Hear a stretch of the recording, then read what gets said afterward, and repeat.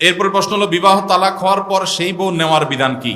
তালাকের পর স্ত্রীকে যদি কেউ ফেরত নিতে চান, তাহলে সেক্ষেত্রে তালাকটা যদি ফেরত নেয়ার মতো তালাক দেয় তাহলে ফেরত নেওয়া যাবে।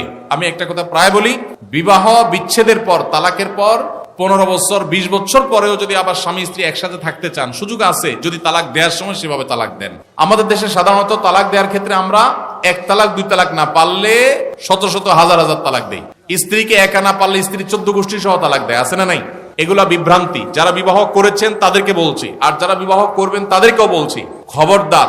দাম্পত্য জীবনে স্বামী স্ত্রীর মধ্যে যত বোঝাপড়ার গরমিল হোক, যত গন্ডগোল ফাসাদ হোক, কখনো রাগ উঠলো আর তালাক ঝেড়ে দিলেন, এই কাজটা কখনো করবেন না। তালাক কি মায়ের হাতের মোয়া? মনে চাইলো তালাক দিয়ে দিলেন। একটা সম্পর্ক থাকা না থাকার ব্যাপার। এখানে পুরুষরা যেরকম আছে, অনেক মেয়েরাও আছে, কিছু হলেই বাপের বাড়ি দৌড় দিবে, হইতে না হইতে বলে না তোমার সংসার আর করবো না, আবার বেহায়ের মতো সেই সংসার ঠিকই করে। আর এই ঠিক ঠিক বলা পুরুষদের মধ্যে বহু পুরুষ আছে যে চুন থেকে নুন খসলেই বলে না তোর সাথে সংসার করবো। এই ছোট লোক কি সবাই করবেন? বেশিরভাগ মানুষ তালাক দিয়ে এসে এরপরে চোখের পানি ফেলে, এসে বলে হুজুর দিয়ে ফেলেছি এখন কি করব। আপনি যদি 3টা তালাক দিয়ে শেষ করে থাকেন, তাহলে সেক্ষেত্রে আপনার স্ত্রীর সাথে আপনার সংসার করার সুযোগ যদি নষ্ট করেন, গোটা পৃথিবীর সব হুজুর একসাথে হয়ে, মক্কা মদিনার ইমাম সাহেব যদি একসাথে হন, আপনাকে আপনার স্ত্রীর সাথে সংসার করার সুযোগ দিতে পারেন না। কারণ ব্যাপারটা হলো ছুরি মারার মতো। আমার পেটে ছুরি মেরে দিলেন, এরপর আপনি জিহ্বা কামড়াচ্ছেন, আফসোস করছেন। আফসোস আপনি করতে পারেন, আমি আর জীবিত হয়ে যাব না। দাম্পত্য সম্পর্কটা এরকম।